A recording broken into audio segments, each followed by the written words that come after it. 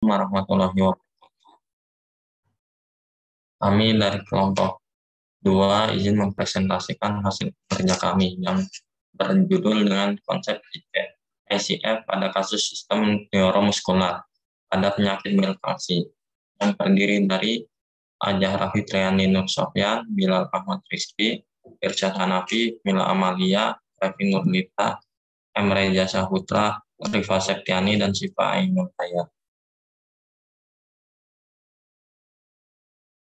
Nah, apa sih ICF itu? ICF atau International Classification Functional Disability and Health adalah klasifikasi internasional dengan bahasa dan kerangka kerja standar untuk menggambarkan dan mengorganisir informasi tentang fungsi dan disabilitas. Tujuan dari klasifikasi ICF ini adalah untuk menyediakan bahasa dan kerangka kerja yang seragam dan standar untuk deskripsi kesehatan dan keadaan yang berhubungan dengan kesehatan. Domain-domain kesehatan dijelaskan dari perspektif tubuh, individu, dan masyarakat dalam 2 daftar dasar. Yang pertama, fungsi dan struktur tubuh. Yang kedua, kegiatan dan partisipasi. ICF ini mengambil sikap netral sehubungan dengan etiologi, sehingga peneliti dapat menarik kesimpulan kausal menggunakan metode ilmiah yang sesuai.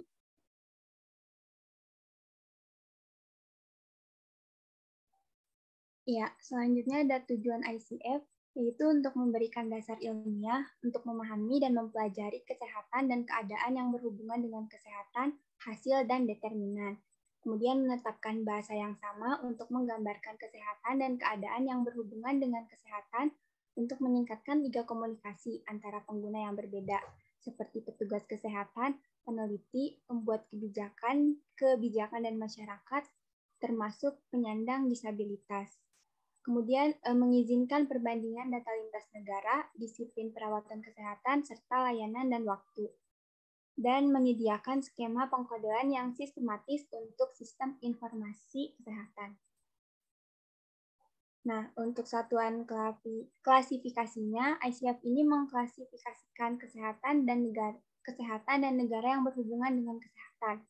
Oleh karena itu, satuan klasifikasinya ini adalah kategori dalam domain kesehatan dan yang berhubungan dengan kesehatan. Oleh karena itu, penting untuk dicatat bahwa dalam ICF ini, orang bukanlah unit klasifikasi, yaitu ICF tidak mengklasifikasikan orang, tetapi menggambarkan situasi masing-masing orang dengan berbagai domain fungsi.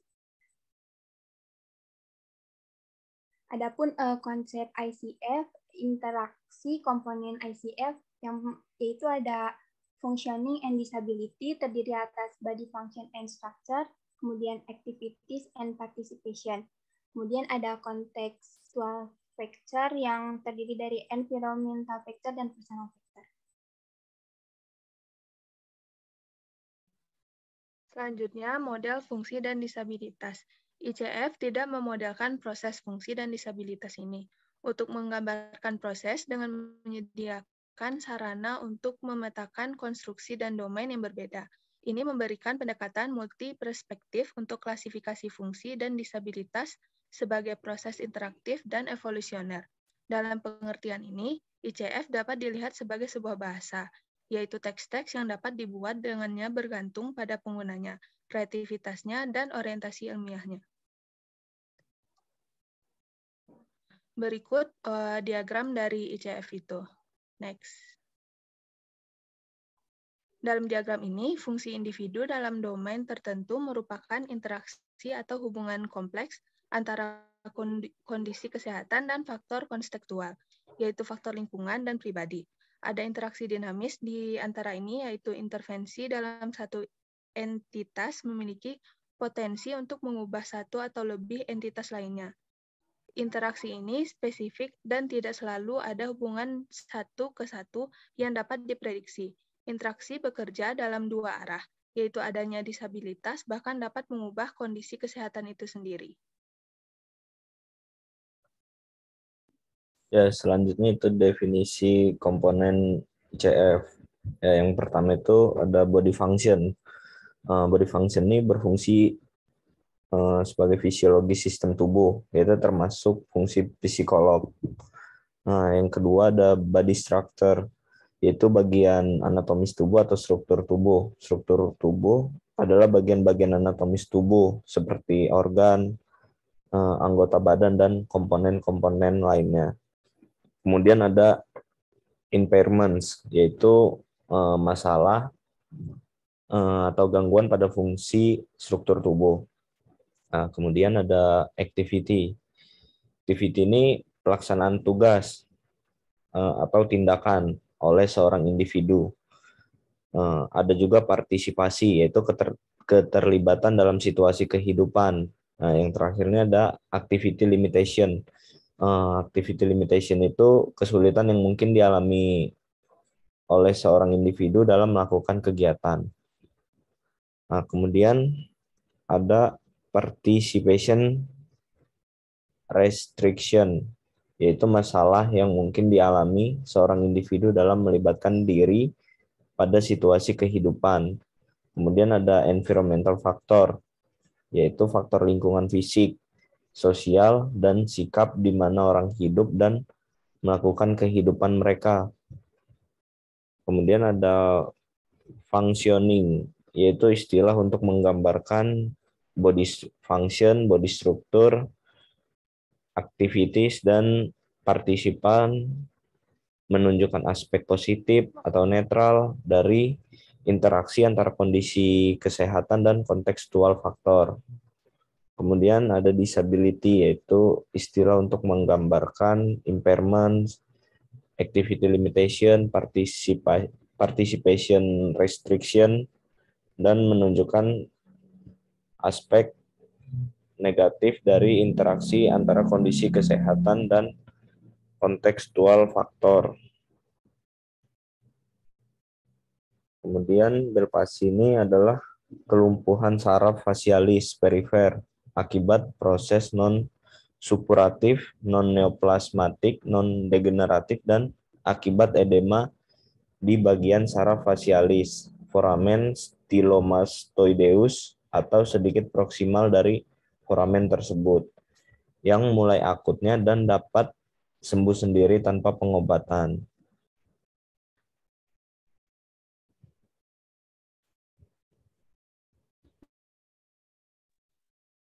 Ya, selanjutnya di sini ada etiologi dari Bell's palsy terbagi menjadi dua, yaitu yang pertama ada idiopatik dan yang kedua kongenital. Untuk yang idiopatik, itu sampai sekarang yang disebut Bell's palsy belum diketahui secara pasti penyebabnya itu apa. Faktor yang diduga berperan menyebabkan Bell's palsy antara lain sesudah bepergian jauh dengan kendaraan, kemudian tidur di tempat terbuka, tidur di lantai atau hipertensi, stres, hiperkolesterolemi, diabetes mellitus, penyakit vaskuler, gangguan imunologi, dan faktor genetik. Untuk yang kongenital, yaitu ada anomali kongenital atau sindroma Moebius pasca lahir, fraktur tengkorak, perdarahan intrakranial. Kemudian yang ketiga itu ada trauma penyakit tulang tengkorak atau osteomyelitis, proses intrakranial, itu ada tumor radang perdarahan, proses di leher yang menekan daerah processus stylomastoideus, kemudian infeksi tempat lain seperti otitis media, herpes zoster. Lalu ada sindroma paralisis di nervus facialis familial. Next. Kemudian ada patogenesis dari Bell's palsy yang diduga berasal dari edema kompresi epineural retrograde ditandai ischemia saraf facialis. Penyebab infeksi lain Bell's palsy yang diketahui meliputi adenovirus, Coxsackie-virus, CMV, EBV, influenza, mumps, dan rubella.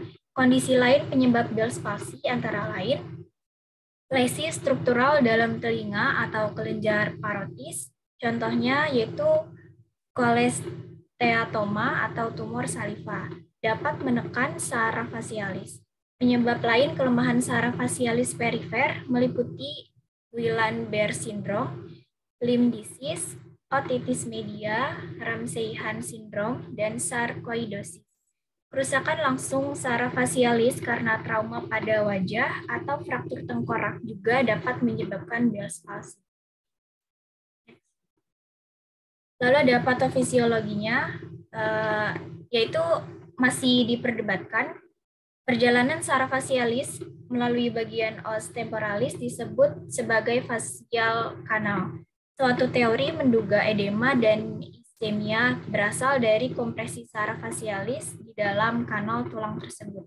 Kompresi ini telah nampak dalam MRI dengan fokus saraf fasialis. Bagian pertama dari kanalis fasialis segmen labirintin adalah yang paling sempit dan diduga paling sering terjadi kompresi saraf fasialis pada Bell's palsy.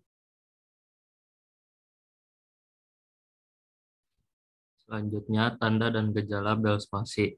Onset Bell's palsy adalah akut, sekitar 1,5 dari kasus mencapai kelumpuhan maksimum selama 48 jam, dan hampir semua berjalan dalam waktu 5 hari. Nyeri di belakang telinga, terganggunya saraf fasial di foramen stylomastoid dapat menyebabkan kelumpuhan di seluruh otot ekspresi wajah. Sudut mulut jatuh, garis dan lipatan kulit juga terpengaruh. Garis dahi menghilang, lipatan palpebra melebar, dan lid margin mata tidak tertutup. Kantong mata bawah dan punktum jatuh disertai air mata yang menetes melewati pipi. Ada rasa tebal atau mati rasa dan terkadang mengeluh nyeri di wajah.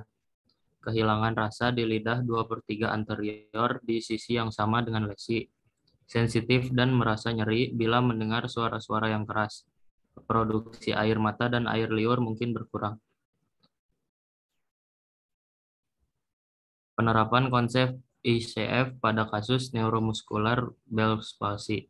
Untuk anamnesis, keterangan umum penderita. Nama Tuan N, umur 17 tahun 3 bulan. Jenis kelamin laki-laki, agama Islam, pekerjaan pelajar SMK. Keluhan utama, riwayat penyakit sekarang, riwayat penyakit dahulu, riwayat penyakit keluarga. Lalu pemeriksaan fisik dan penunjang. 1. Vital sign, tekanan darah 134/92 mmHg, nafas 32 kali per menit, nadi 102 kali per menit, suhu 36 derajat. Inspeksi yang pertama statis, wajah asimetris dan cenderung mencong ke sebelah kiri. Yang kedua dinamis, ketika diminta mengangkat alis kanan, pasien mengalami kesulitan. Ketika diminta menutup mata, pasien kesulitan menutup rapat mata kanan. Ketika diminta tersenyum, pasien kesulitan. Ketika diminta melakukan gerakan mencucuk, pasien kesulitan. Ketika diminta mengerutkan dahi, pasien kesulitan. Penerapan konsep ICF pada kasus neuromuskular Bell's palsy. Palpasi lautonus pada otot wajah meliputi musculofrontalis, orugator supercilii, orbicularis oris, orbicularis oculi, buccinator, zygomaticum, nasalis, mentalis, procerus, dan levator labii. Ketegangan otot, sternocleidomastoideus dextra. Pemeriksaan gerak dasar. Pertama, gerak aktif. Otot-otot pada wajah sulit digerakkan secara aktif. Gerak pasif, otot-otot pada wajah bisa digerakkan secara pasif. Untuk gerak isometrik melawan tahanan, otot-otot pada wajah sisi dekstra sulit untuk digerakkan jika diberi tahanan. Pemeriksaan khusus atau spesifik, pasien tidak mengeluhkan nyeri, dan pemeriksaan kekuatan otot dengan MMT.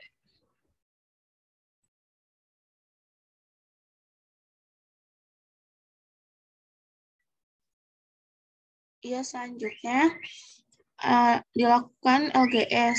Nah, LGS ini tidak dilakukan. Lalu yang keempat ada antropometri, tidak dilakukan. Yaitu yang kelima ada sensibilitas sensoris pasien baik dengan tes tajam, tumpul, serta tes kasar halus. Yang keenam ada refleks patologis, tidak dilakukan. Yang ketujuh tes khusus sesuai kelainan atau penyakit atau gangguan tidak dilakukan. Next. Lalu ada problematika fisioterapi. Itu ada body structure and body function impairment.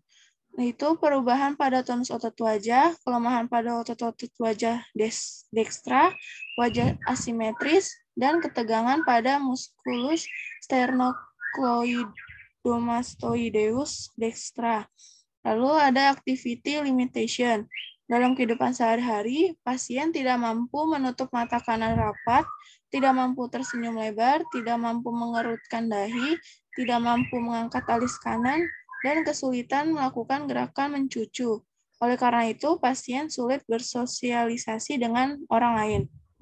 Selanjutnya ada participation restriction. Itu tidak ada. Lalu ada personal factors. Itu memiliki keinginan yang kuat untuk sembuh. Lalu ada environmental factor. Itu keluarga mendukung kesembuhan pasien. Selanjutnya ada diagnosis fisioterapi, yaitu ketidakmampuan pasien untuk bersosialisasi dikarenakan kesulitan mengekspresikan wajah seperti tersenyum, mengangkat alis, mengerutkan dahi, dan melakukan gerakan mencucu. Selanjutnya.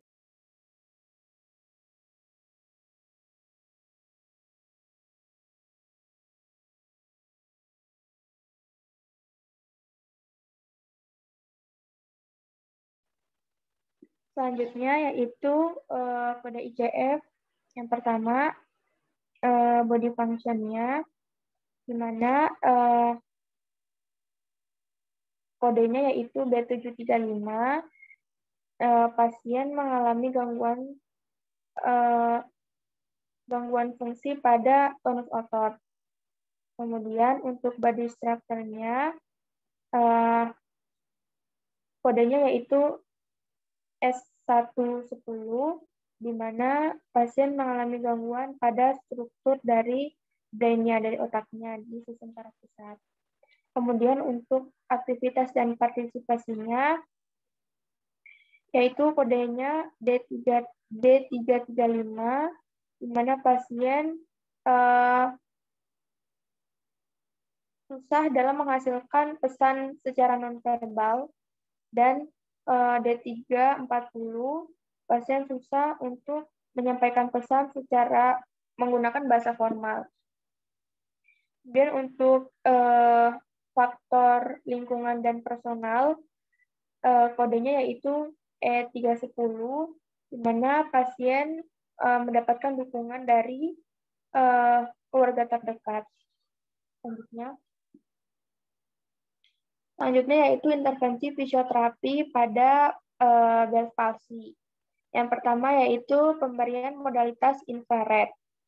Pelaksanaan terapinya yaitu lampu infrared diletakkan tegak lurus dengan area terapi dengan jarak sekitar 45 hingga 60 cm.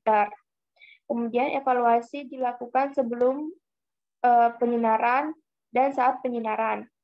Apakah ada panas yang terlalu tinggi atau terlalu banyak keringat yang keluar. Dosis untuk pemberian infrared ini yaitu waktunya sekitar 15 menit dengan pengulangan 1 kali 1 hari. Kemudian intervensi fisioterapi yang kedua yaitu masaj. Di mana untuk pelaksanaan terapinya yaitu sebelum menuangkan, untuk pelaksanaan terapinya yaitu masaj diberikan pada wajah yang mengalami lesi. Sebelumnya tuangkan media pelicin di tangan terapis.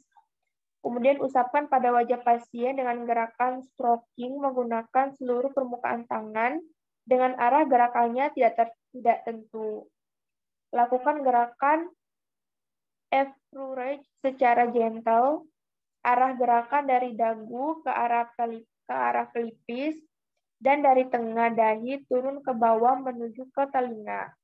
Kemudian dilanjutkan dengan finger kneading dengan jari-jari dengan cara memberikan tekanan dan gerakan melingkar. Diberikan ke seluruh otot wajah yang terkena lesi dari dagu, pipi, pelipis, dan tengah dahi menuju ke telinga. Kemudian lakukan tapping dengan jari-jari dari tengah dahi menuju ke arah telinga. Dari dekat mata menuju ke arah telinga. Dari hidung ke arah telinga. Dari sudut bibir ke arah telinga. Dan dari dagu menuju ke arah telinga. Khusus pada bibir, lakukan stretching ke arah yang lesi. Untuk dosis massage ini yaitu waktunya 10 menit. Pengulangan gerakan massage dilakukan dengan dosis masing-masing 3-5 kali pengulangan. Next. Next slide. Ya. Intervensi fisioterapi selanjutnya yaitu electrical stimulation atau Faraday. Untuk pelaksanaan terapi, mesin diposisikan dalam keadaan off. Kemudian tombol intensitas dalam posisi 0. Elektroda pasif diletakkan pada cervical 7, sedangkan elektroda aktifnya diletakkan pada elektroda aktif pada motor point otot wajah kiri. Kemudian simulasi diberikan pada wajah yang kiri atau yang diberikan pada wajah yang mengalami lesi. Kemudian hidupkan alat, pilih arus Faraday, dan naikkan intensitas sesuai dengan toleransi pasien. Tiap satu motor point pada otot dilakukan kontraksi sebanyak 30 kali rangsangan dengan waktu 1-3 menit menurut Ansar tahun 2009. Untuk mengakhiri stimulasi, terlebih dahulu menurunkan intensitas arusnya. Kemudian lepaskan elektroda baik yang pasif maupun aktif dari kulit pasien dan matikan serta rapikan alat. Untuk dosisnya, kontraksi diberikan 30 kontraksi masing-masing setiap motor point. Intervensi fisioterapi yang keempat yaitu pemberian edukasi kepada pasien. Edukasi yang diberikan pasien diantaranya yang pertama, pasien disarankan untuk kompres air hangat setiap pagi dan sore hari selama 10-15 menit. Kemudian, pasien juga disarankan untuk tidak tidur di lantai. Saat tidur, menggunakan penutup mata dan jangan menggunakan kipas angin secara langsung menerpa wajah. Kemudian yang ketiga, pasien disarankan untuk melindungi mata dari terpaan debu dan angin secara langsung untuk menghindari terjadinya iritasi dan tidak lupa menggunakan tetes mata setiap harinya. Kemudian yang keempat, pasien juga diajarkan untuk melatih gerakan-gerakan di depan kaca atau mirror exercise, seperti mengangkat alis dan mengerutkan dahi ke atas, menutup mata, tersenyum, bersiul, menutup mulut dengan rapat, mengangkat sudut bibir ke atas, dan memperlihatkan gigi. Mengembang kempiskan cuping hidung, mengucapkan kata-kata labial L, M, N, O dengan dilakukan sesering mungkin. Kemudian edukasi yang selanjutnya yaitu saat minta pasien saat keluar malam menggunakan helm full face dengan kaca tertutup serta memakai selayar atau masker. Selanjutnya, nah berikut adalah referensi yang kelompok kami gunakan untuk materi kelompok kami. Ya, sekian dari kelompok kami. Yang lebihnya mohon maaf. Untuk Pak Andi, apakah ada koreksi Pak atau ada tambahan mengenai presentasi dari kami?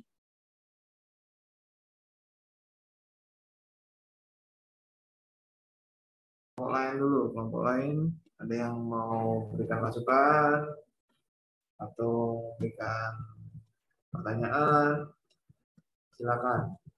Kan kelompok Anda yang kelompok 1, 2, dan seterusnya. Ya, bagaimana teman-teman? Apakah ada yang ingin ditanyakan?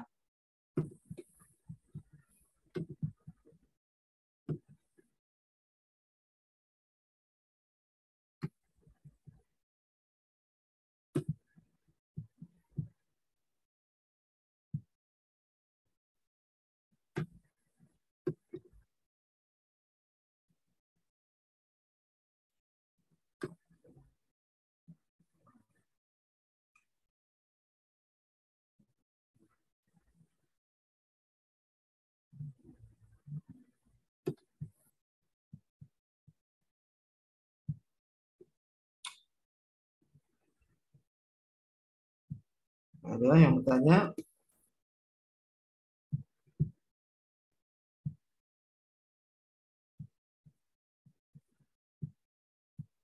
Coba bisa diperlihatkan dia punya referensi.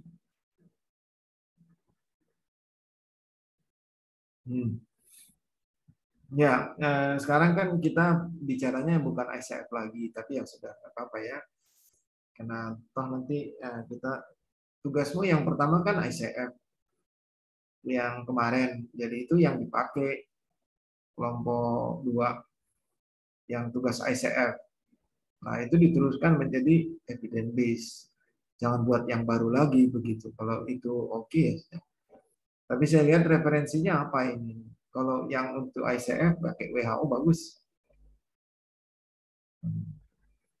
Nah, sekarang yang kita mau bicarakan apa? ADEVA 21 SK Bell Palsy. SK apa sih? Saya kurang ngerti SK. SK diakses 4 Februari 20 hari.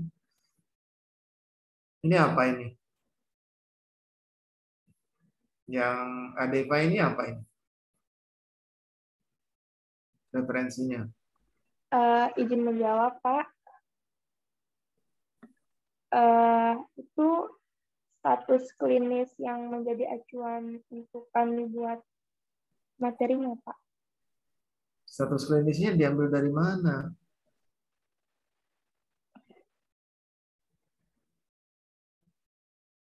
Status klinisnya diambil dari mana? Nggak boleh status klinisnya. Jadi kalau yang kita minta adalah Anda pakai jurnal. Jadi kalau bicara jurnal kan Bell Palsy jurnalnya dicari 1 atau 2. Terus penanganannya bagaimana sih? Apa sih yang dikasih? Begitu. Jangan lihat status klinisnya orang lain. 1. Jadi yang kedua itu buku referensinya apa. Jadi misalnya fisioterapi pada neuromuskular. Kemudian dicari topik Bell Palsy. Nah, buku-buku sekarang itu biasanya ada case study-nya. Nah, itu yang diambil. Ya, disesuaikan dengan ICF-nya. Biasanya langsung dengan ICF-nya, langsung dengan studi contoh kasusnya, dan terapinya bagaimana. Itu semuanya evidence-based practice. Di perpustakaan banyak, Pak Anies lihat kok. Ya, kasus apa saja. Sekarang buku-buku sekarang sudah ada dia punya pendekatan ICF. Itu yang diminta sama Pak Anies untuk cari. Ya, kalau case study kan atau status klinis kan terbatas sekali. Dan kita belum tahu dia status klinisnya dari mana, rumah sakit mana. Dan biasanya status klinis tidak bisa keluar ya, tidak bisa dipakai. Ya. Nah, sekarang coba lihat mulai dari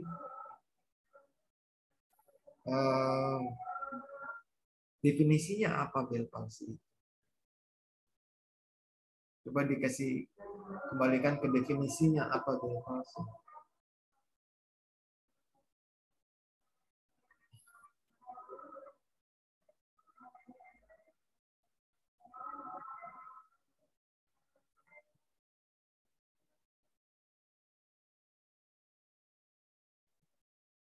Ya, jadi kalau lihat Bell Palsy itu, kalau lihat definisinya, kita belum tahu ya penyebabnya apa Bell Palsy. Dan di situ ada proses non supuratif, non neoplasmatik, dan non degeneratif. Tiba-tiba ada saja, jadi biasanya dia inflamasi yang akut, perakut namanya, yang terjadi di foramen stylomastoideus, kat situ, terus terjadi peradangan. Akibatnya pembengkakan terjadi dan saraf yang ada di situ tertekan, dan itu biasanya menyebabkan saraf mengalami penekanan begitu ya. Terus dia tiba-tiba bisa mengalami kelumpuhan. Jadi neuropraksia biasanya yang jadi itu ya. Jadi Bell palsy yang murni itu yang ditemukan sama Tuan Bell itu seperti itu. Jadi tidak tiba-tiba lumpuh saja, tidak ada penyebabnya. Ya, terjadi pada orang biasanya bilang kalau di buku-buku yang lama itu ada dingin begitu ya di wajah, dan proses dingin itulah yang menyebabkan tiba-tiba pada proses inflamasi. Nah, di kemudian hari begitu ya berkembang muncul penyebab. Sebenarnya dia itu bukan penyebab, dia hanya pencetusannya. Jadi penyebab aslinya itu kita tidak tahu.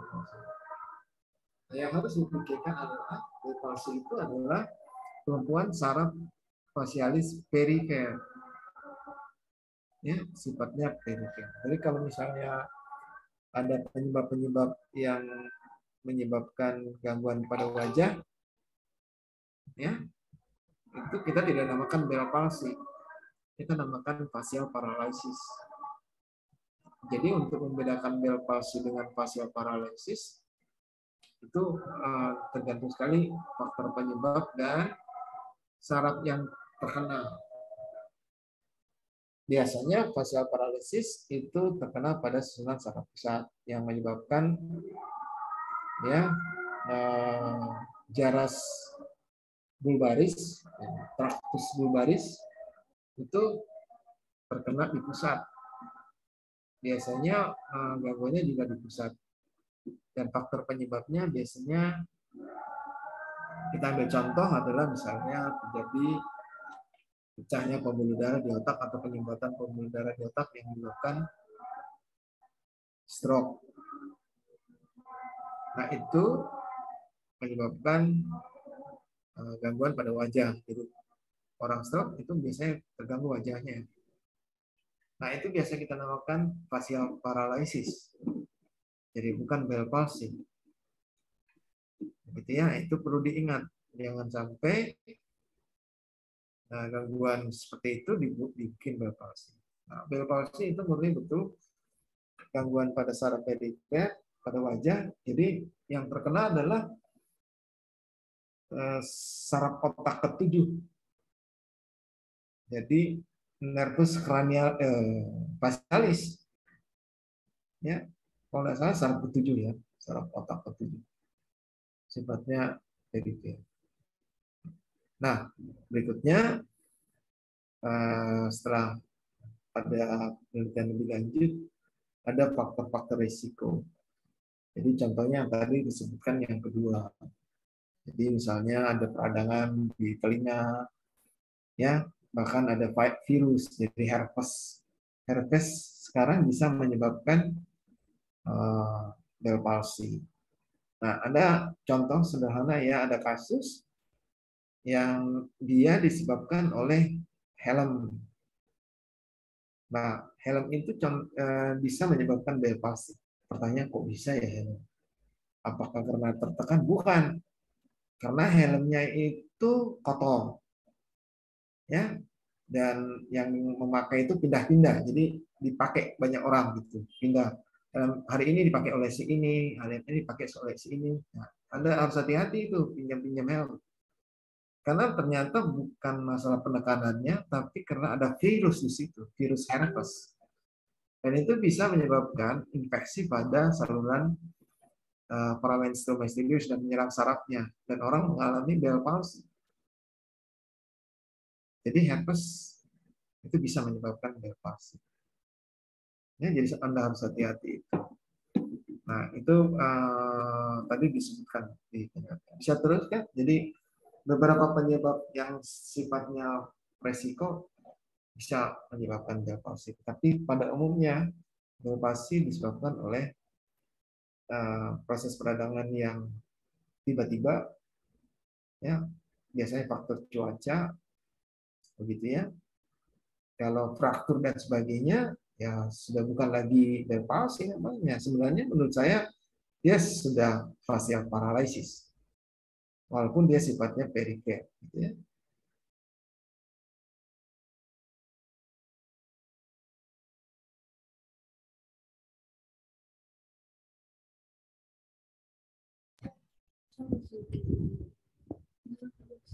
Kak, interupsi. Iya, Yang mau jadiin co-host siapa aja, Kak? saya Nabila sama Zehan. Oke, terima kasih, Kak.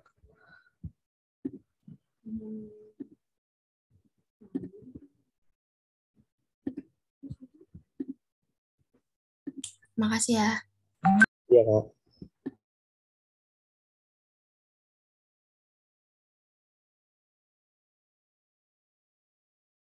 Apa? Jadi harus dijelaskan derajat traumatik saraf perifer. Jadi neuropraksia, neurotmesis, dan aksonotmesis.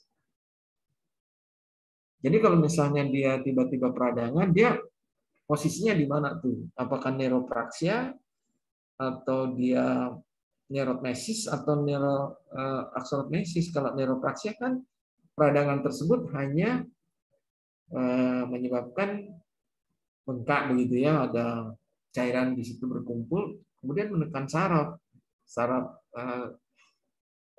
apa namanya, saraf petujung, dan itu biasanya yang sembuh sendiri, ya itu, jadi ringan sekali. Nah, di neuropraksia, jadi tidak mengalami apa-apa, inflamasinya sudah berkurang, biasanya sembuh sendiri. Nah, keadaan seperti ini harus diketahui sama fisioterapi. Dia betul-betul neuropraksia atau dia aksonotmesis. Dia itu bisa menyebabkan akibat peradangan, terus menyebabkan akson hiloknya itu mengalami cedera atau mengalami injury atau mengalami degenerasi, atau bahkan neuropraksia. Jadi sama sekali penyebab infeksinya itu putus, degenerasi seluruhnya ke arah distal. Nah, itu bisa kena infeksi.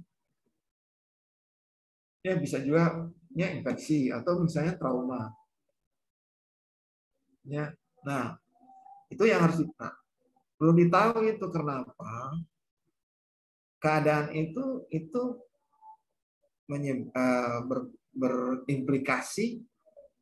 berimplikasi terhadap terapi nanti. Anda tadi menggunakan apa? Paradisasi. Alasannya apa? Pemeriksaannya saja tidak dilakukan. Penggunaan paradisasi, penggunaan electrical stimulasi harus berdasarkan hasil pemeriksaan. Jadi di tingkat atas ya, pemeriksaannya ini berkonsekuensi terhadap terapi yang diberikan. Ya, nah itu tidak dilakukan. Jadi di patofisiologi itu perlu ada itu, satu. Yang kedua, akibat dari itu apa yang terjadi? Misalnya kelemahan otot. Kelemahan otot itu kenapa bisa terjadi? Itu patofisiologinya harus dijelaskan. Apa yang terjadi pada kelemahan otot?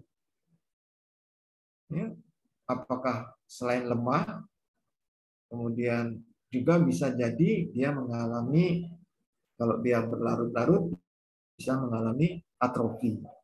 Dia berlarut-larut bisa mengalami kontraktur. Harus dijelaskan. Jadi kalau lemah, apakah ototnya yang lemah ditambah dengan sarafnya yang lemah. Jadi kita, karena berbeda sekali. Kalau otot yang lemah saja dengan otot yang lemah akibat gangguan pada saraf. Nah, ini yang harus dijelaskan di patologi. Selain itu apalagi misalnya komplikasi yang muncul, misalnya berbicara. Apa yang terjadi karena akibat dari dia mengalami kelumpuhan di otot-otot wajahnya. Berbicaranya kurang bagus. Kenapa bisa terjadi berbicaranya kurang bagus? Karena otot-ototnya mengalami kelumpuhan dan kelemahan.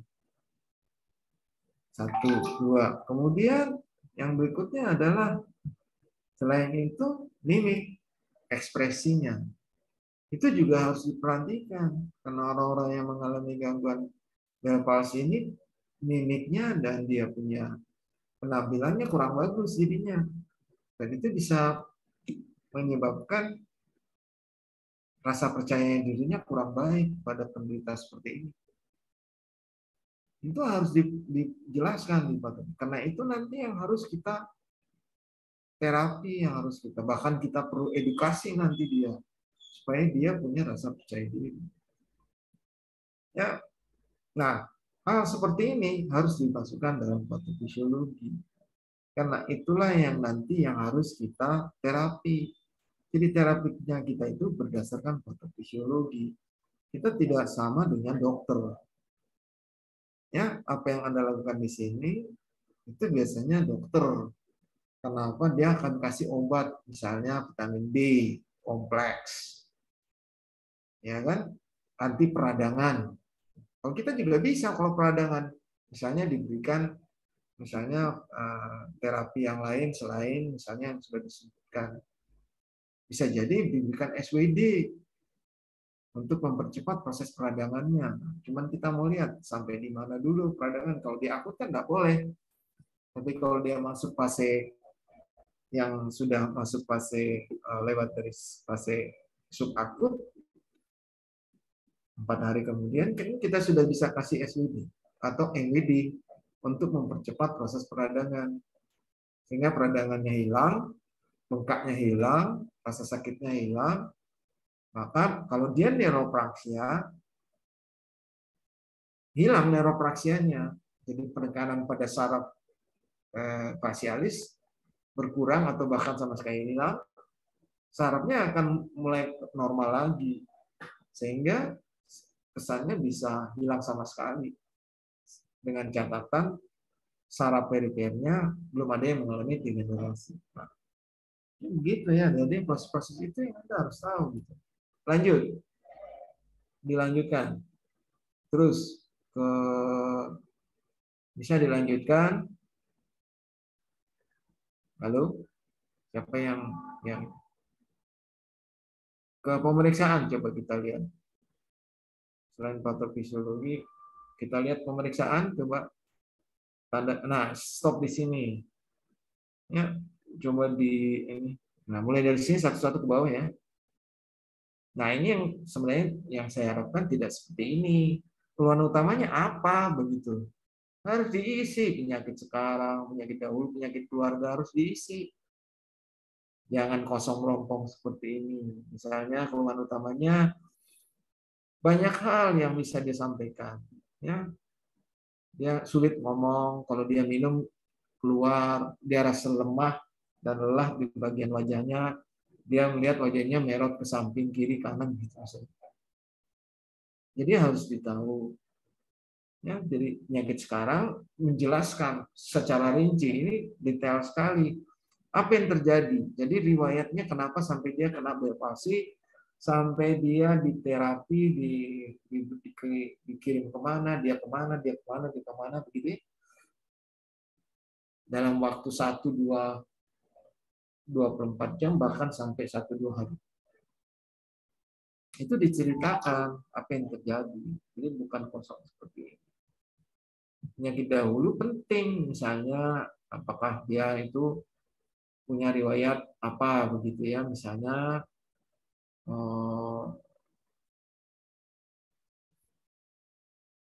penyakit gula misalnya. Atau bisa jadi dia pernah trauma atau pernah infeksi di dalam telinganya sudah lama terus muncul lagi. Ternyata infeksi telinganya itu tidak, atau mungkin dia pernah sakit gigi. Nah, bahaya sekali ya, sakit gigi itu hati-hati. Misalnya geraham belakang pernah infeksi. Ya, mungkin 10 tahun yang lalu dan tidak ditangani dengan baik dan sekarang muncul lagi. Nah, bisa berakibat ke foramen stylomastoides. Penyakit keluarga itu, ini yang harus hati-hati. Atau penyakit dahulu misalnya dia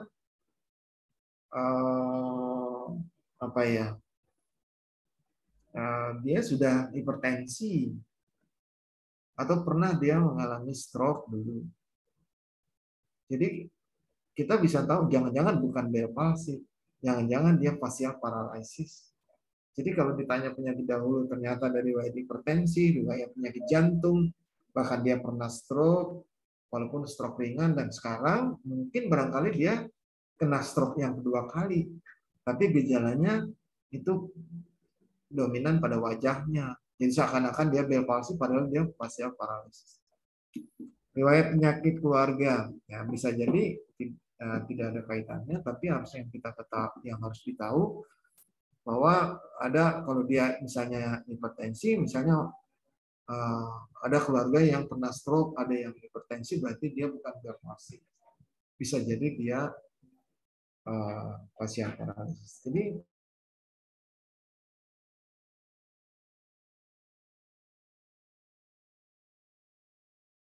bisa dilewatkan begitu saja, baru masuk pemeriksaan fisik dan penunjang. Di sini ada statis, ada asimetris. Untuk sementara oke lah, gitu ya. Kita lanjut. Mungkin karena kita waktunya juga tepat. Silakan lanjut. Halo. Dikasih ke bawah. Nah, ini harus hati-hati. Palpasi oke ya. Bagus, semua ada palpasi. Nah, pemeriksaan fungsi gerak dasar pada wajah itu sebenarnya yang aktif saja yang diperlukan. Pasif sebenarnya tidak. Yang penting itu aktif dan gerakan isometrik melawan tahanan. Dan ini harus detail. Ya, gerak aktifnya itu ke arah mana? Jadi biasanya kita mengkerutkan dahi. Ya, mengkerutkan kening. Menutup mata.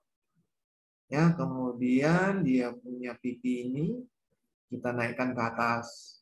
Kemudian mencucukkan mulut.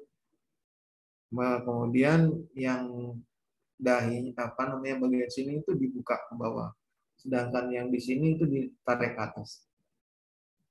Nah, itu mewakili misalnya musculus frontalis dan seterusnya ini sampai mentalis.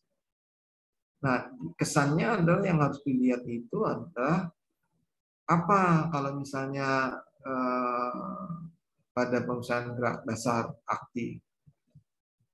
Ya, apakah bisa dilakukan atau ada kesan pelemahan otot, gitu ya. Yang kedua,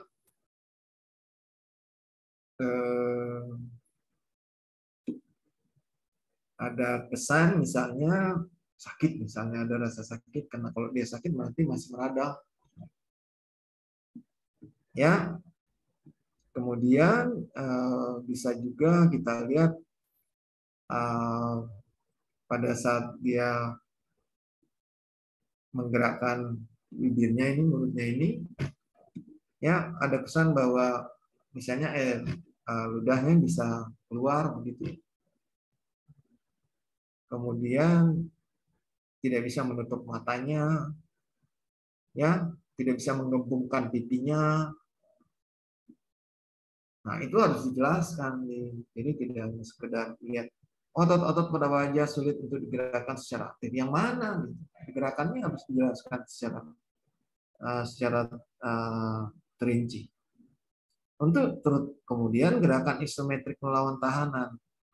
Nah, otot-otot di frontalis harus dijelaskan. Nah, memang agak sulit ya, terutama sekali sigmomaticum mayor, sigmomaticum minor, kemudian nasalis, kemudian buccinator masih bisa. Untuk kita bisa split begitu. Paling-paling yang kita bisa split betul adalah frontalis, corrugator supercilii, kemudian orbicularis oculi, orbicularis oris, kemudian buccinator mentalis. Sigmomaticum mayor dan minor agak sulit, tapi itu biasanya menggerakkan pipi ke atas. Nah, pada isometrik melawan tahanan kita tidak bisa mengatakan seperti ini. Kita hanya bisa melihat kesannya dia itu Bisa mengkerutkan dahi? Tidak bisa. Lemah. Di kesannya ada kelemahan otot. Ya, tidak bisa kita spesifik seperti ini. Jadi pemeriksaan awalnya itu kita dapatkan seperti itu. Baru setelah kita lakukan pemeriksaan ini, baru kita masuk pemeriksaan khusus yang diperlukan. Pemeriksaannya khususnya apa? Di sini ditulisnya pemeriksaan nyeri pasien tidak mengeluh nyeri, pemeriksaan kekuatan otot. Tadi saya bilang dipalpasi bagaimana? Nah, ya dipalpasi bagaimana? Palpasi yang dilakukan bukan hanya tonus, tapi juga dia rasa apa tidak. Kalau dipegang seperti ini dia rasa Pak. Kalau dia bilang tidak rasa, maka kita punya catatan. Kita memerlukan pemeriksaan sensibilitas. Kalau tonusnya kita periksa ternyata tonusnya di sini agak keras, kita tidak ya bisa jadi itu palpasinya sudah cukup, dan di situ pemeriksaan tonusnya mungkin saja dia tidak hipertonus, dia masih spasme karena ada peradangan. Dan kalau tidak ada berarti peradangan sebenarnya tidak terlalu. Nah, berdasarkan itu kita lakukan pemeriksaan khusus. Kalau misalnya tadi dipalpasi tonus, kemudian setelah itu pemeriksaan sensibilitas ini penting. Ya, terutama sekali nyeri superficialis, kemudian rasa raba halus, dan suhu. Ya, jadi dia merasakan suhu tidak, jadi panas dan dingin. Kenapa? Kita penting itu, karena kita nanti kan mau terapi dia dengan massa stimulasi. Atau kita juga memerlukan misalnya EWD. Anda tadi bilang pakai IRR. IRR itu kan harus hati-hati kalau misalnya gara-gara Bell palsi terus saraf sensoriknya rusak, dia tidak merasa. Nanti kalau kita tanya panas apa tidak, dia nggak bisa jawab. Jadi perlu sekali pemeriksaan sensibilitas. Berikutnya adalah pemeriksaan MMT. Nah, MMT itu berdasarkan pemeriksaan aktif dan isometri. Nah, pada wajah itu nilainya 1 sampai 4, tidak 1 sampai 5. Kenapa? Karena jadi 4 itu normal. Karena dia tidak bergerak melawan tahanan maksimal dan tidak ada gerakan di situ ya, gerakan sendi apa semua tidak ada. Jadi biasanya sampai 4. 0 sampai 4. 0 itu ya pasti tidak bisa bikin apa-apa. 1 ya tonus saja. Yang kedua itu bisa melakukan gerakan tapi lemah. Ketiga itu bisa melawan gerakan tapi maksimal extend melawan tahanan tidak maksimal. Dan keempat maksimal. Jadi agak beda ya. Kemudian setelah itu lanjut. Bisa lanjut. Halo? Halo? Pemeriksaannya bisa dilanjutkan?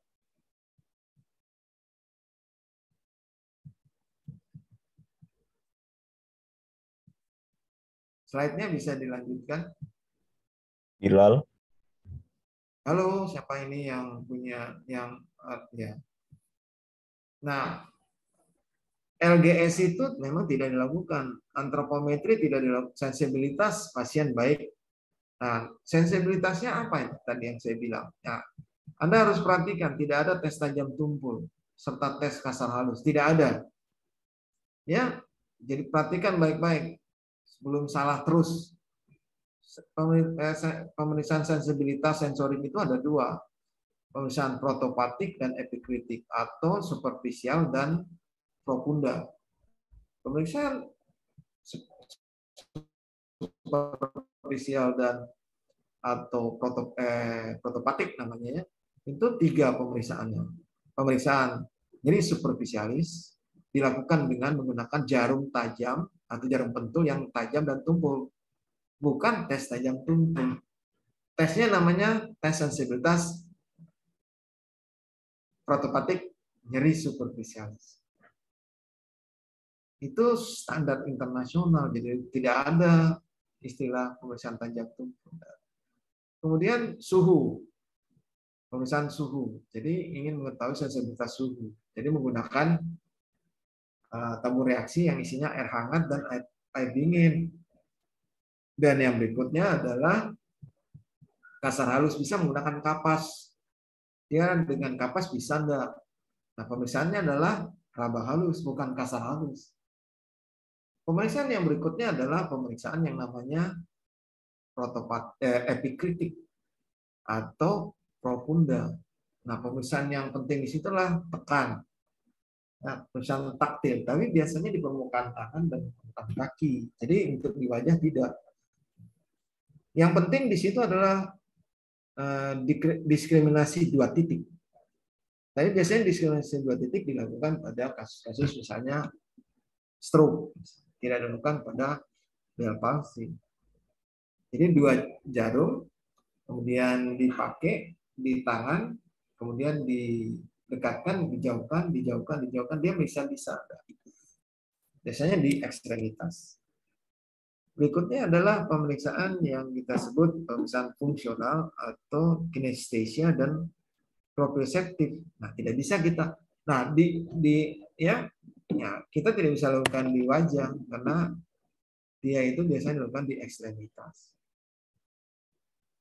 Ya, jadi yang bisa kita lakukan adalah pemeriksaan sensorik yang sifatnya protopatik atau superficialis. Kemudian refleks patologi tidak mungkin karena tidak ada refleks patologi di wajah. Refleks patologi biasanya hanya ada di ekstremitas. Kemudian berikutnya apa lagi coba Anda tahu? Pemeriksaan yang paling penting itu adalah pemeriksaan sebentar, masih belum. Pemeriksaan yang paling penting SDC, Strength Duration Curve, yang merupakan dasar pemilihan stimulasi. Ya, kalau tidak dilakukan itu Anda tidak punya dasar memberikan stimulasi yang betul. Misalnya Anda pilih paradisasi. Dasarnya apa? Dasarnya apa memilih paradisasi?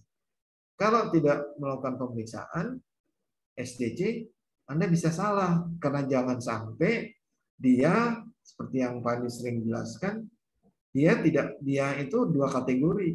Saraf itu kalau mengalami degenerasi yang saraf perifer.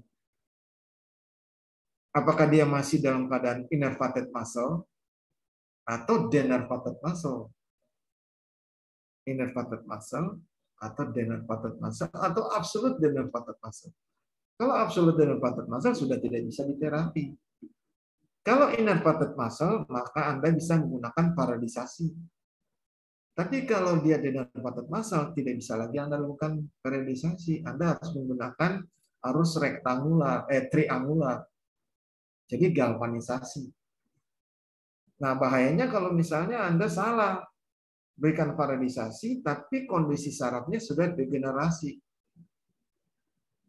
Ya, maka apa yang timbul setelah itu? Spasme saraf. Itulah yang menyebabkan munculnya tik fasialis. Tik fasialis muncul karena kesalahan elektrostimulasi oleh fisioterapi pada keadaan Bell palsy.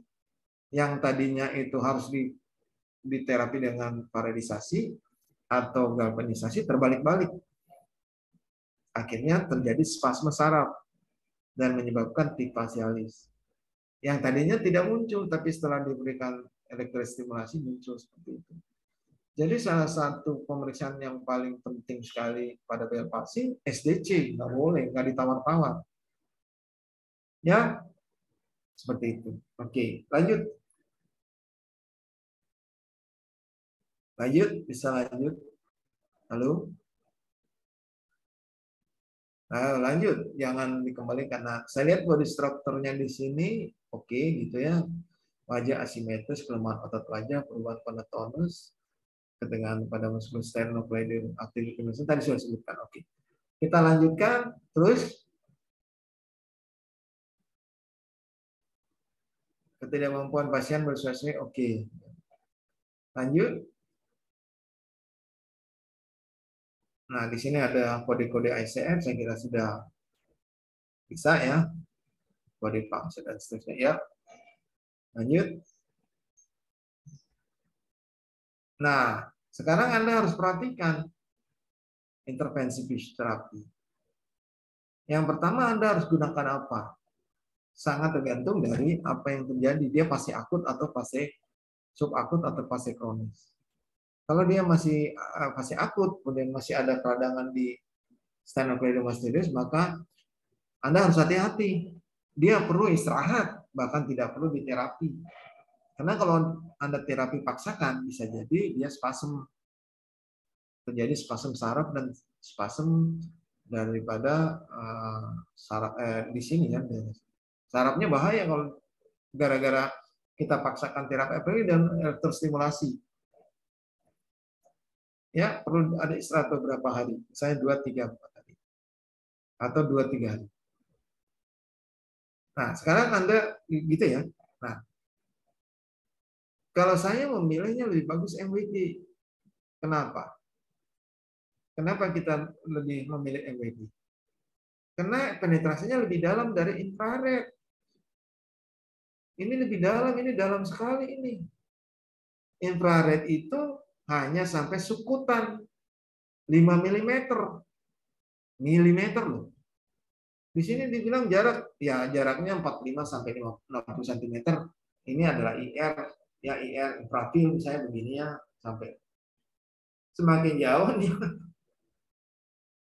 Jadi kalau infrared kita tahu dia punya penetrasinya hanya sampai sukutan, tidak masuk ke dalam area foramen foramen stylomastoideus. Yang bisa masuk di dalam itu adalah MWD. Jadi mestinya diberikannya MWD.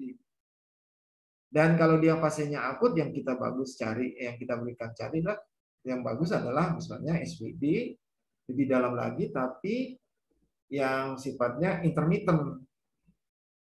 Jangan yang mengeluarkan panas. Kalau intermittent bisa kita maksimalkan dan bisa mempercepat proses metabolisme peradangan yang ada di situ. Proses peradangan di situ ke arah sembuh. Dan bisa tapi tidak mudah ya, mempercepat regenerasi saraf tidak mudah ya. Jadi makanya saya bilang perlu ada, ini yang penting. Jadi dulu infrared. Itu yang saya maksud, perlunya evidence based practice. Infrared diberikan, sudah tahu kan? Oh enggak, sudah bukan begini. Teori mengatakan seperti ini, teori mengatakan seperti ini. Ada yang baru, tindakan yang baru yang bisa dilakukan. Perlu enggak kita punya data evidence base-nya? Perlu cari buku-buku yang terbarukan dan cari jurnal-jurnal yang terbarukan. Itu pentingnya evidence base ada semuanya. Jadi ini yang saya maksud. Ya, kalau kita bicara tentang evidence base, ini levelnya level yang paling bawah. Kebiasaan yang dilakukan sama orang-orang yang dulu-dulu pakai ini, kamu ikut. Nah, itu yang kita tidak mau. Ini. Jadi inti dari mata kuliah itu ini. Mencari sesuatu yang berdasarkan evidence base yang terbarukan yang bisa kita terapkan pada keadaan yang kita dapatkan di satu penyakit. Berdasarkan research, berdasarkan textbook yang terbarukan dan sebagainya. Bukan kebiasaan-kebiasaan yang lama. Itu ya ingat. Yang berikutnya adalah dia massage bisa, ya, bisa dilakukan. Tapi Anda harus hati-hati. Dia dilakukan dalam rangka apa? Biasanya massage ini dilakukan untuk menstimulasi sarafnya supaya sarafnya terstimulasi dan bisa mengirimkan impuls. Jadi bukan hanya sekedar massage seperti biasa begitu, tapi biasanya mengutuk-ngutukannya seperti ini.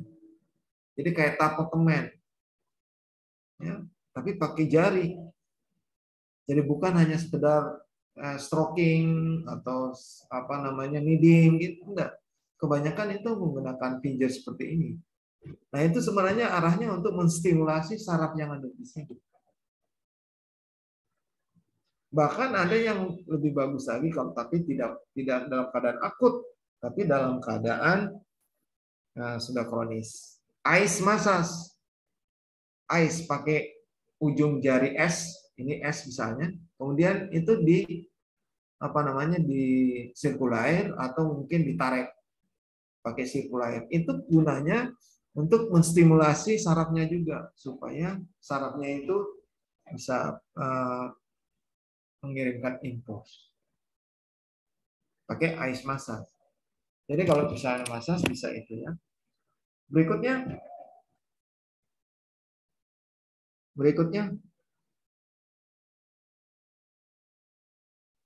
Halo. Resa itu berikutnya apa? Nah, ini yang saya maksud. Iya, Pak. Ya, electrical stimulasi, edukasi. Electrical stimulasi. Anda tidak boleh sembarangan menggunakan ini. Harus berdasarkan hasil pemeriksaan SDC. Kalau menggunakan paradik berarti dia dalam keadaan innervated muscle. Ya, artinya sarafnya masih utuh. Belum mengalami degenerasi, berarti dia cuma neuropraksia. Belum mengalami degenerasi. Tapi harus diperiksa dulu. Satu. Yang kedua, kalau dia degenerasi, innervated muscle, tidak paradik, tapi malah menggunakan terapi. Dan yang keempat adalah exercise terapi, adik-adik semuanya. Mana exercise terapinya? Exercise terapi paling penting pada pasien-pasien Bell palsy. Tadi di atas ada kelemahan otot.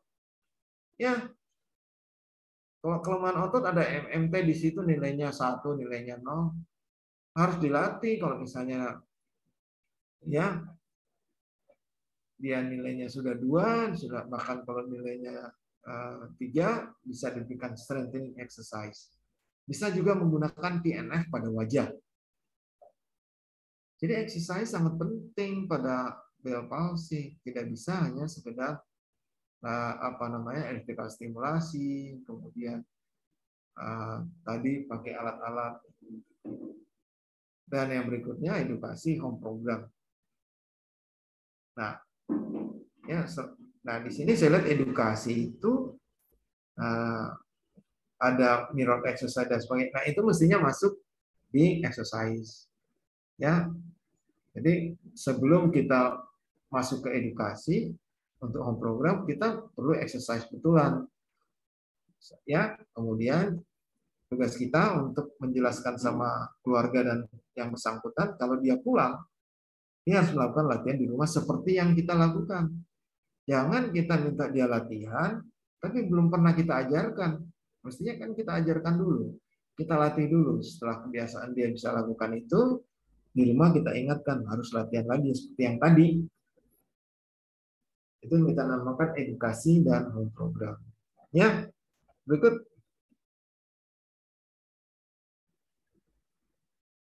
Ya, sudah cukup ya. Bisa di stop share.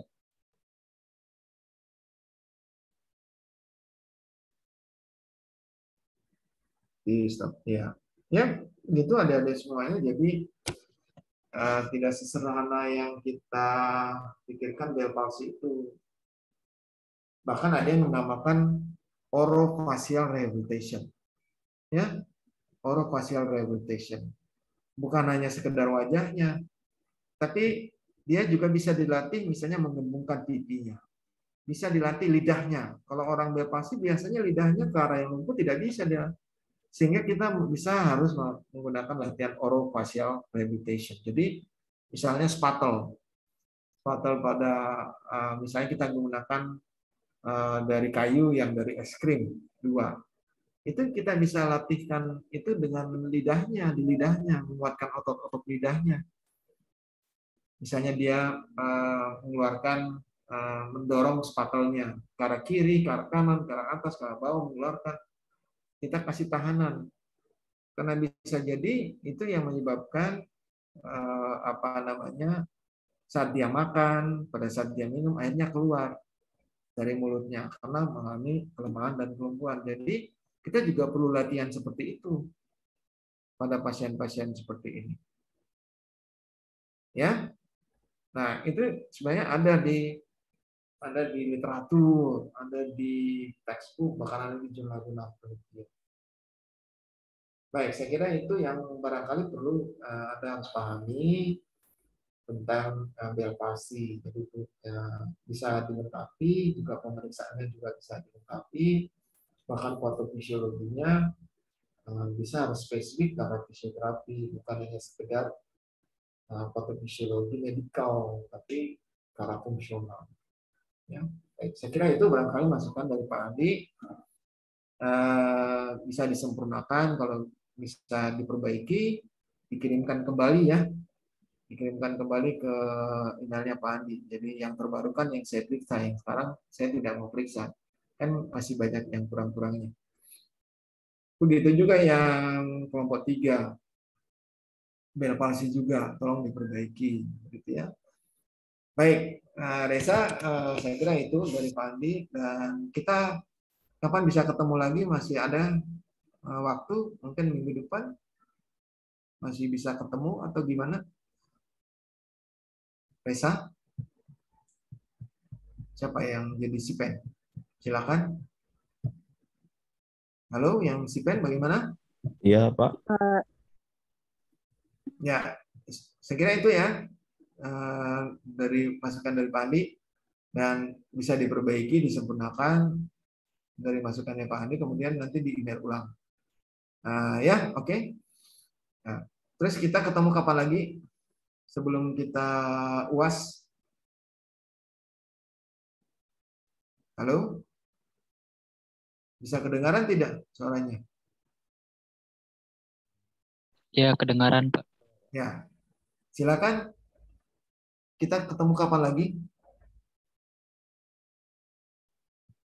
Ya, mohon tunggu sebentar, Pak. Ya.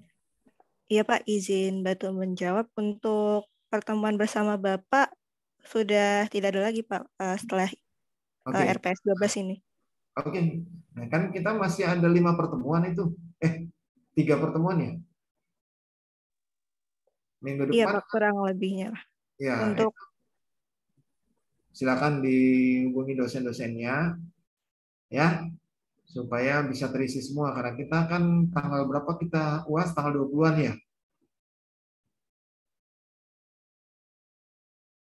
20-an Mei ya kalau nggak salah ya.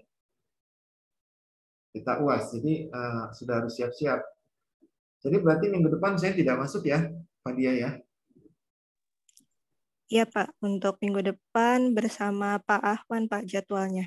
Oke, kemudian tanggal 6 kita masih libur di situ. Tanggal 13 itu terakhir ketemu, tanggal 20 katanya sudah terakhir ya. Berarti kita ujiannya tanggal berapa tuh? Ujian UAS-nya tanggal berapa? Saya tidak terlalu. Kita mulainya tanggal berapa ujian UAS-nya? Tanggal 23 ya? Kalau di RPS tanggal 16. Hah? Kapan Sadam? Mulai ujiannya dari Senin tanggal 16 kalau di jadwal RPS. Tanggal berapa? 16. Ya, berarti 16. Oke. Berarti kita hanya punya waktu 2 kali lagi pertemuan ya. Jadi Anda harus perhatikan itu Sadam dengan Pak Dia, karena minggu ini kan sudah selesai sekarang ini. Kemudian minggu depan Pak Ahwan, kemudian tanggal 6 kemungkinan besar tidak ada yang masuk karena kita masih libur bersama. Libur lebaran ya. Paling tidak tanggal 13. Jadi bagi mereka yang belum merisi, yang isi tolong dimintakan untuk isi sebelum kita ujian tanggal 16. Ya. Nah, saya perlu ingatkan ujiannya teori menggunakan VIC. Kemudian setelah itu kita lanjutkan ujian praktek. Ujian prakteknya itu per kelompok dengan membuat konsep ICF dan konsep evidence base dari kasus yang Anda harus pilih sendiri. Ya, nah kelompok 1 yang misalnya macam begini, kelompok 2 neuromuskular, saya ganti misalnya menjadi kelompok kardiorespirasi. Jadi saya putar. Nah, bagaimana kelompok 1 itu dapat apa, kelompok 2 nanti pada saat ujian itu rahasia ya. Kemudian Anda harus selesaikan itu sampai jam 17. Jadi mulai dari pagi, kita selesai misalnya ujiannya sampai jam, karena kan satu hari satu mata kuliah kan kalau nggak salah ya. Mudah-mudahan sih, kalau tidak ya paling tidak mulai dari jam 10. Setelah selesai jam mata kuliah yang satunya, kemudian Anda harus selesaikan tugas itu sampai saya kasih lah waktunya sampai jam 8 malam. Jam 8 malam itu sudah harus masuk di emailnya Pak Andi. Kalau lewat dari jam 8 malam, maka tugas Anda tidak akan saya periksa. Itu adalah ujian praktek.